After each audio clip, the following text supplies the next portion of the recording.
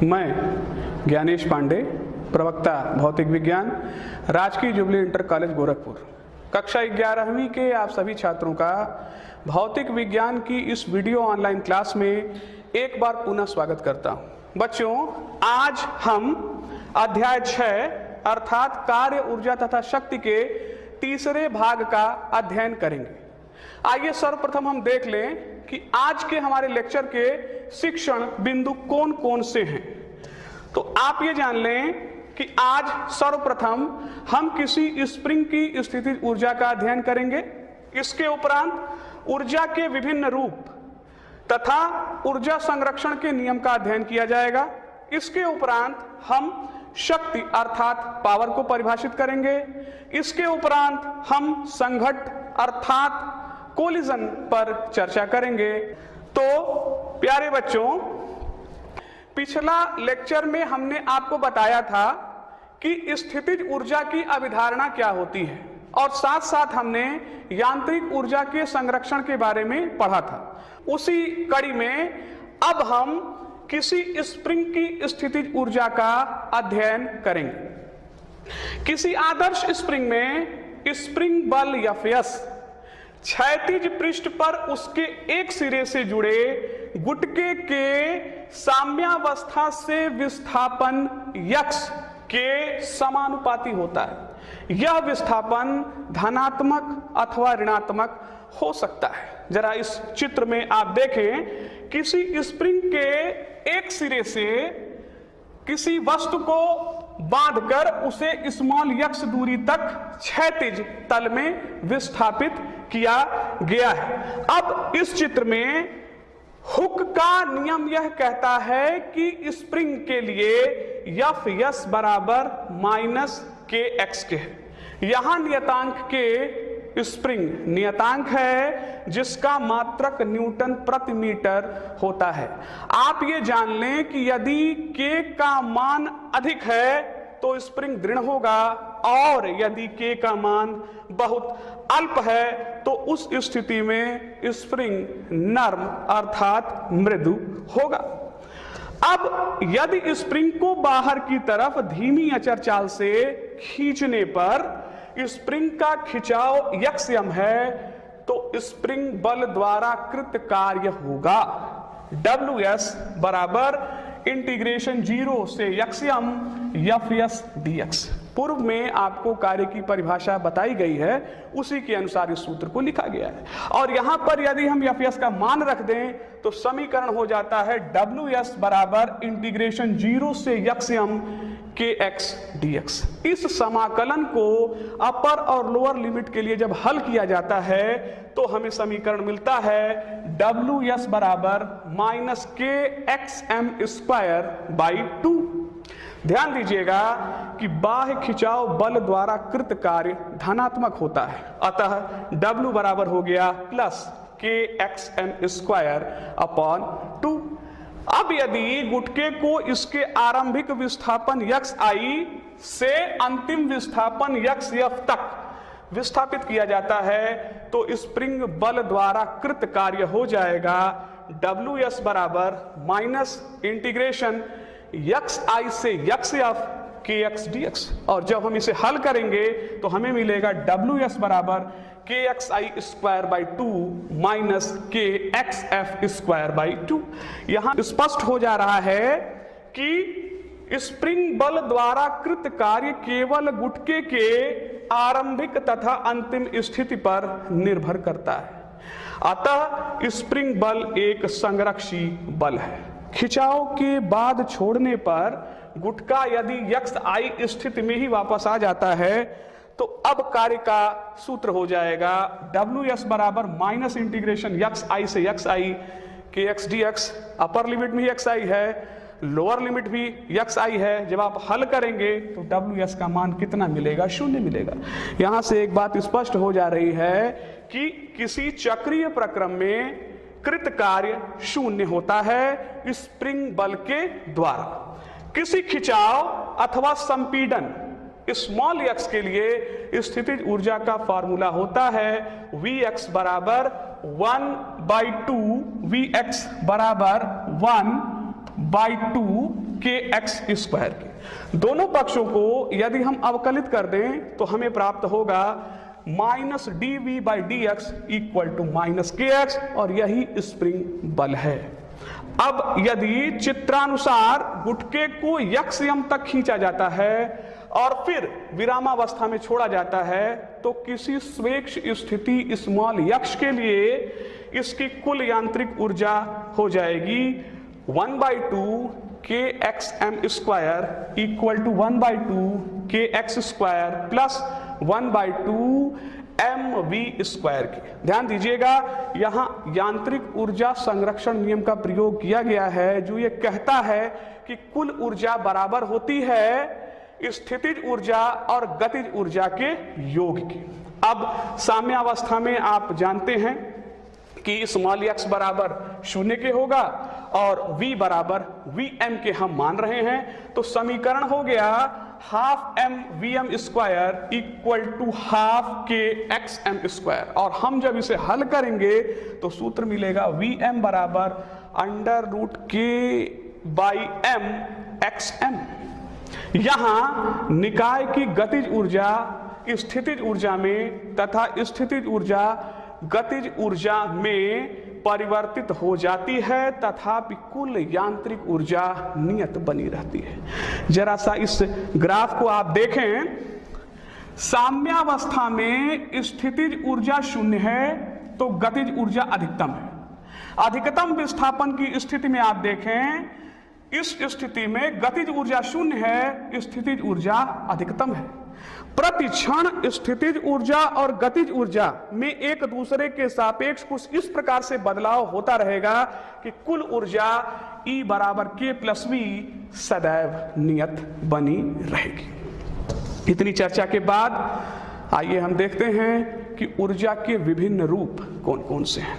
आपको प्रारंभ में बताया गया है यांत्रिक ऊर्जा गति के कारण जो इसका रूप है उसे गतिज ऊर्जा कहते हैं, और स्थिति के कारण जो इसका रूप है उसे स्थितिज ऊर्जा कहते हैं। ऊर्जा विभिन्न रूपों में प्राप्त होती है तथा कई विधियों द्वारा इन ऊर्जाओं का परस्पर रूपांतरण होता रहता है। प्रथम प्रकार की ऊर्जा है ऊष्मा, हीट। माना स्मॉल यम द्रव्यमान का गुटका रूक्ष क्षैतिज पृष्ठ पर v0 चाल से फिसलता हुआ x0 दूरी चलकर रुक जाता है।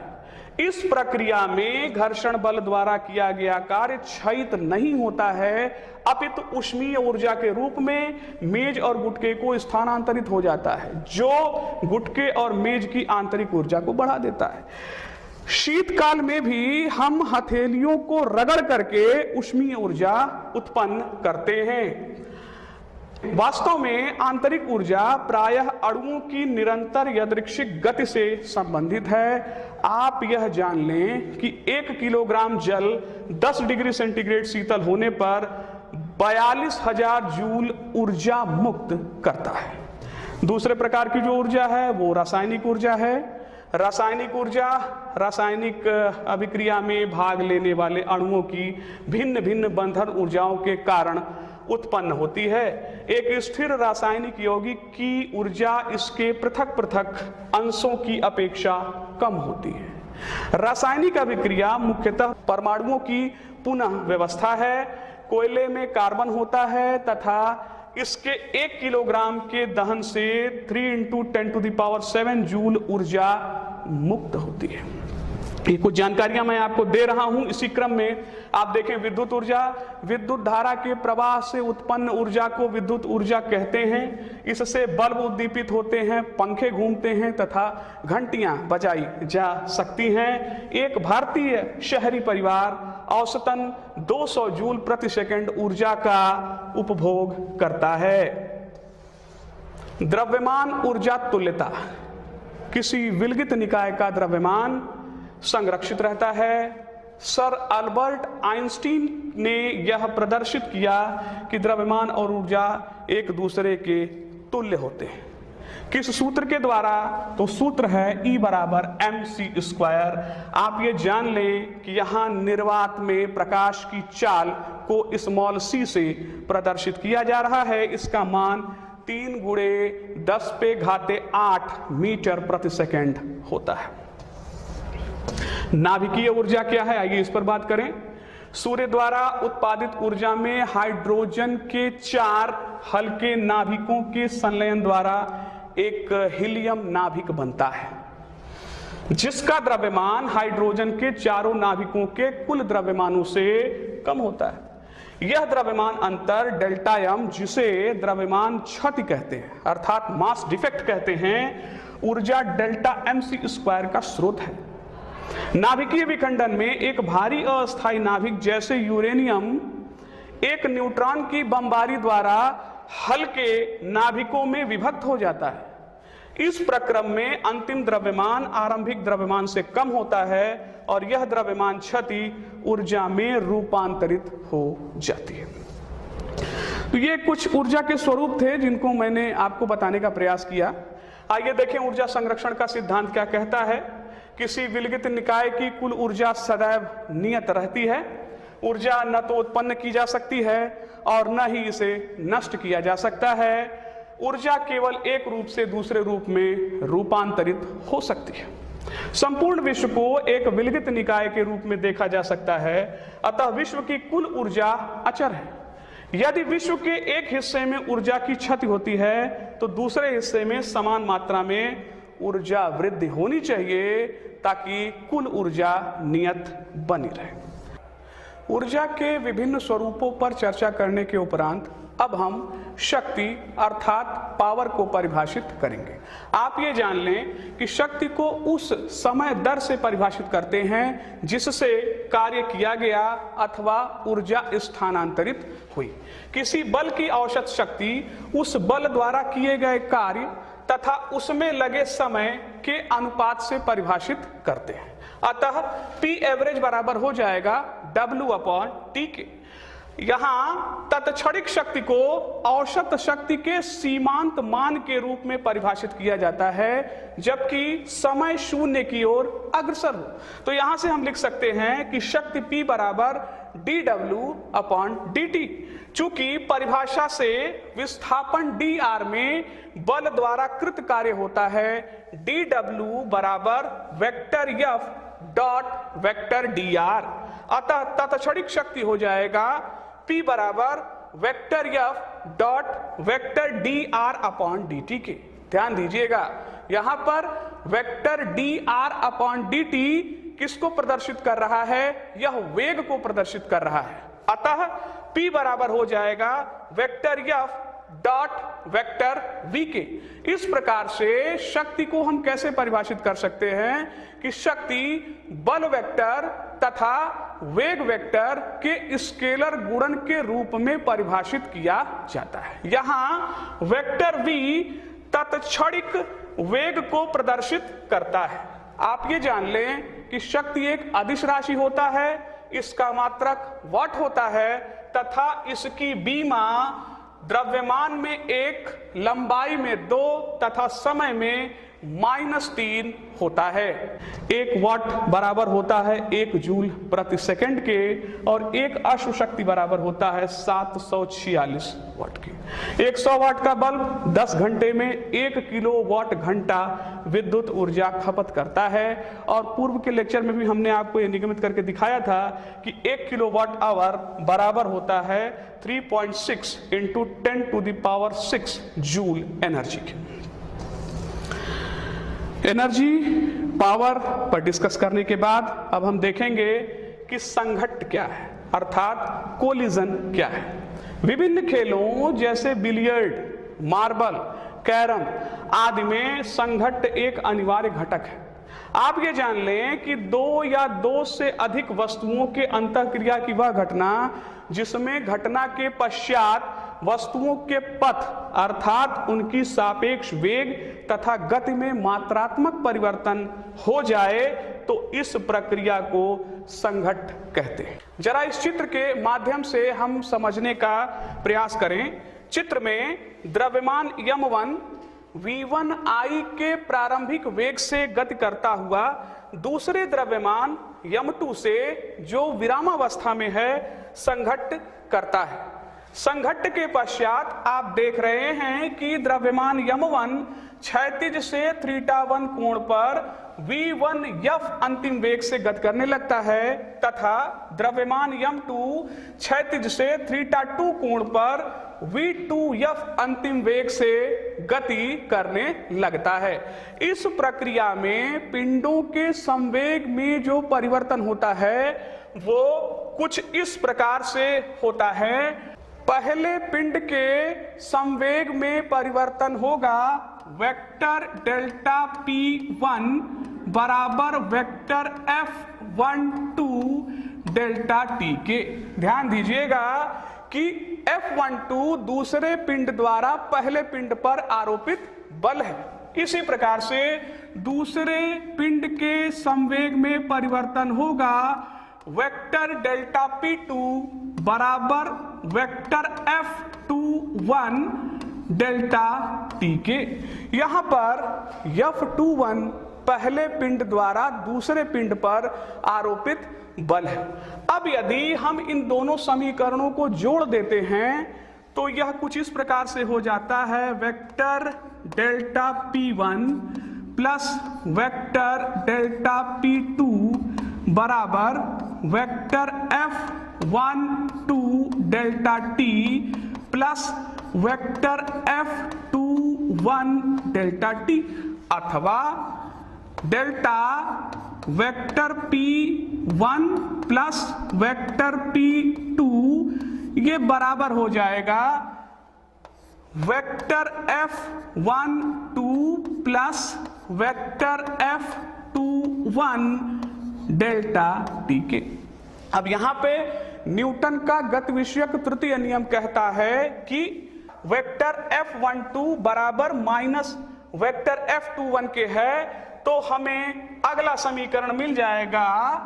अतः delta vector P1 plus vector P2 ये बराबर हो गया 0 के। तो यहां से हम लिख सकते हैं अतः vector P1 plus vector P2 ये बराबर हो गया नियतांक के।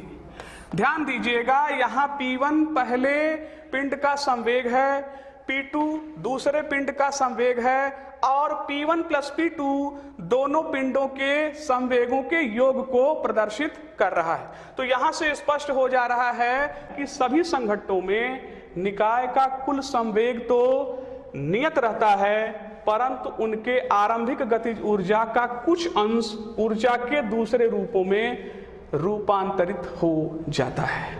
यदि किन्हीं दो पिंडों के बीच संघट्ट के दौरान उनके संवेग तथा गतिज ऊर्जा दोनों संरक्षित रहते हैं तो ऐसे संघट्ट को पूर्ण प्रत्यायस्थ संघट्ट कहते हैं। परंतु यदि संघट्ट के दौरान वस्तुओं का संवेग तो संरक्षित रहे परंतु गतिज ऊर्जा संरक्षित न रहे तो इसे अप्रत्यायस्थ संघट्ट कहा जाता है।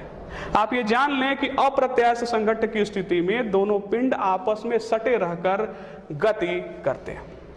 अब जो संघट्ट है वो एक विमीय रूप में किस प्रकार से होगा, आइए देखें। एक विमीय संघट्ट क्या है। यदि संघट्ट पूर्णतः अप्रत्यायस्थ है, हम पहला केस लेकर के चल रहे हैं कि जो संघट्ट हुआ है वह पूर्णतः अप्रत्यायस्थ है, तो यहां पर संवेग संरक्षण का नियम लगा देने पर प्रारंभिक संवेग बराबर हो जाएगा अंतिम संवेग के। तो इस अनुसार मिला m1 v1i बराबर m1 प्लस m2 vf और इसे आप थोड़ा रीअरेंज करेंगे तो मिलेगा vf बराबर m1 upon m1 plus m2 into v1i। ध्यान दीजिएगा m1 पहले पिंड का द्रव्यमान है और m2 दूसरे पिंड का द्रव्यमान है। संघट्ट में गतिज ऊर्जा की क्षति कितनी हुई। अप्रत्यास्थ संघट्ट है, गतिज ऊर्जा संरक्षित नहीं है, तो गतिज ऊर्जा में क्षति कितनी हुई। डेल्टा के बराबर प्रारंभिक गतिज ऊर्जा माइनस अंतिम गतिज ऊर्जा, तो ये हो जाएगा डेल्टा के बराबर half m1 v1i square minus 1/2 m1 plus m2 vf का स्क्वायर। और इसे जब आप हल करेंगे तो यह समीकरण हो जाएगा डेल्टा के बराबर 1/2 m1 m2 upon m1 plus m2 v1i का स्क्वायर।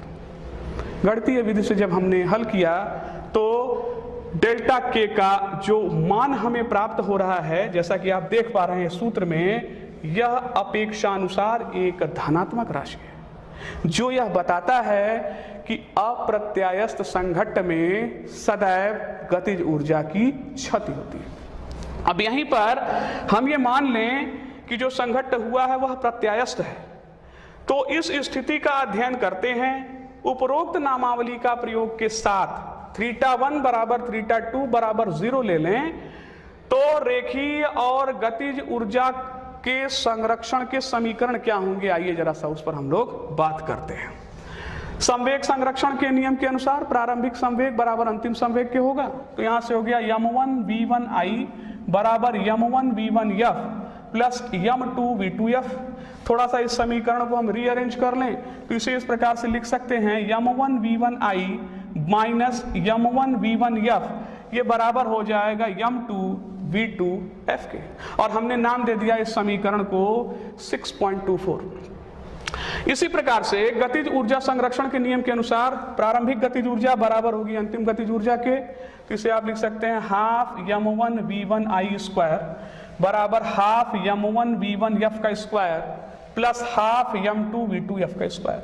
इस समीकरण को भी यदि हम रीअरेंज करें तो इस समीकरण का स्वरूप होगा m1 v1i square minus m1 v1f का स्क्वायर, और ये बराबर होगा m2 v2f के स्क्वायर के। इस समीकरण को हमने नाम दे दिया है 6.25। अब यहाँ पर यदि समीकरण 6.25 में समीकरण 6.24 से भाग दे दिया जाए तो बाएं पक्ष को बाएं पक्ष से और दाएं पक्ष को दाएं पक्ष से भाग देने पर मिलेगा m1 v1i square minus m1 v1f square upon m1 v1i minus m1 v1f equal to m2 v2f square upon m2 v2f। यहाँ पे m2 से m2 कैंसिल हो गया और हमें अगला स्टेप मिल रहा है समीकरण का m1 v1i square minus m1 v1f square equal to m1 v1i v2f minus m1 v1f v2f। अब इन समीकरणों को यदि हम हल करते जाएंगे तो अंततः हमें जो समीकरण प्राप्त हो रहा है वो है v2f बराबर v1i प्लस v1f के। इसे हमने मान लिया कि यह समीकरण 6.26 है।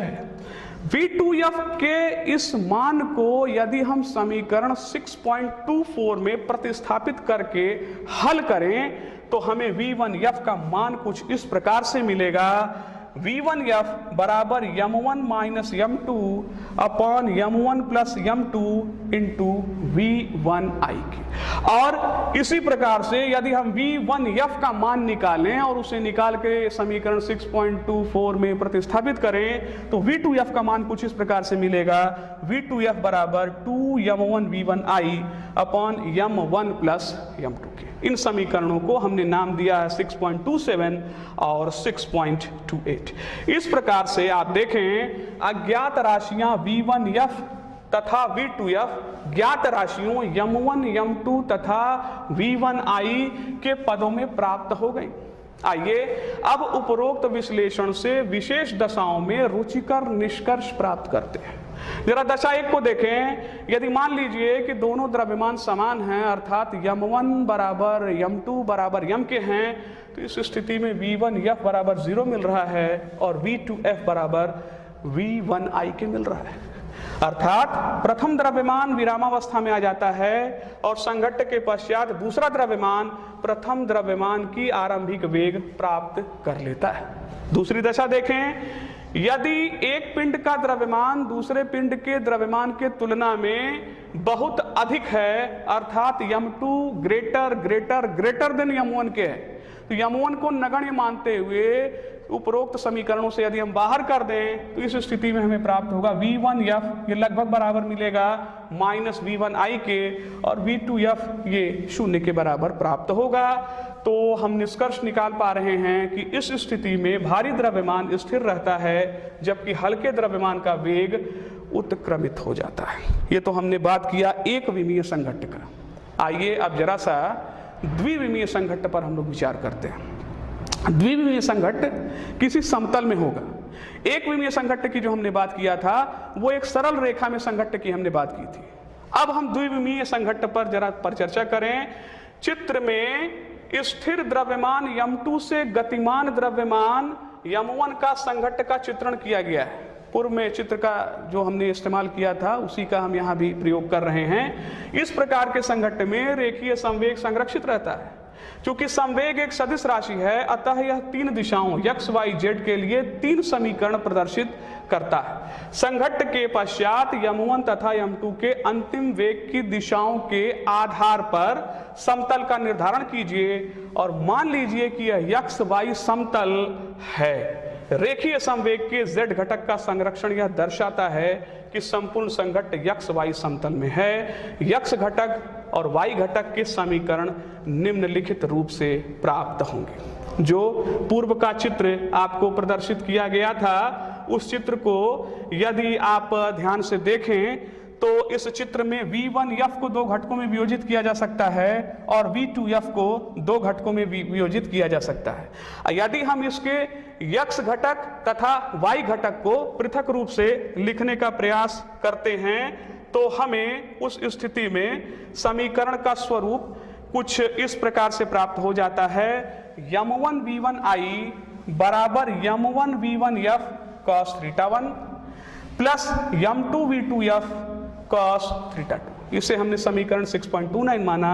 और जो दूसरा समीकरण मिलेगा वो y अक्ष के अनुदिश हम उसकी बात कर रहे हैं, जिस दिशा में कोई गति नहीं हो रही है, इसलिए शून्य, प्रारंभिक जो वेग है वो शून्य है। तो शून्य बराबर हो गया m1v1f sin θ1 minus m2v2f sin θ2। इसे हमने समीकरण 6.30 के रूप में लिखा हुआ है। अब यहाँ पर आप देखें, अधिकतर स्थितियों में यह माना जाता है कि m1, m2, v1i ज्ञात है, अतः संघट्ट के पश्चात हमें चार अज्ञात राशियां v1f, v2f, θ1 और θ2 प्राप्त होती हैं, जबकि हमारे पास मात्र दो ही समीकरण हैं। यहाँ पर यदि θ1 बराबर θ2 बराबर 0 मान लिया जाए तो हम पुनः एक विमीय संघट्ट के लिए समीकरण 6.24 प्राप्त कर लेते हैं। और अब यदि संघट्ट प्रत्यायस्थ है तो हमें समीकरण मिल जाएगा half m1v1i square equal to half m1v1f square plus half m2v2f के स्क्वायर के। अब ये तीन समीकरण हमारे पास हुए और अभी भी हमारे पास जो अज्ञात राशियां हैं वो कितनी हैं? 4 है। अब उन चारों में से हम ये मान के चलेंगे कि किसी एक का मान हमें ज्ञात है, तभी इन समीकरणों को हम हल कर पाएंगे। तो हम ये मान के चल रहे हैं कि θ1 हमें पहले से ज्ञात है, और अगर इस एजम्पशन पर हम चल रहे हैं तो अब हम ज्ञात राशियों m1, m2, v1i तथा θ1 मालूम होने पर अज्ञात राशियां प्राप्त कर सकते हैं। और वो कौन कौन सी होंगी? v1f, v2f तथा θ2। इस प्रकार से द्विविमीय संघट्ट को हम हल कर पाते हैं। बच्चों, यहाँ एक गृह कार्य मैं आपको दे रहा हूं, मुझे पूरी उम्मीद है कि इसे आप पूरी तन्मयता से हल करने का प्रयास करेंगे। कोई लिफ्ट जिसका कुल द्रव्यमान 1800 किलोग्राम है, ऊपर की ओर 2 मीटर प्रति सेकंड की अचर चाल से गतिमान है। 4000 न्यूटन का घर्षण बल इसकी गति का विरोध करता है। लिफ्ट को मोटर द्वारा प्रदत्त न्यूनतम शक्ति का आकलन वाट और अश्व शक्ति में कीजिए। इस गृह कार्य को आप हल करने का प्रयास करेंगे। बच्चों, इसके अतिरिक्त आपके चैप्टर में अनेकों अंकित प्रश्न भी दिए हुए हैं। मुझे पूरी विश्वास है कि आप उन अंकित प्रश्नों को भी हल करने का प्रयास करेंगे।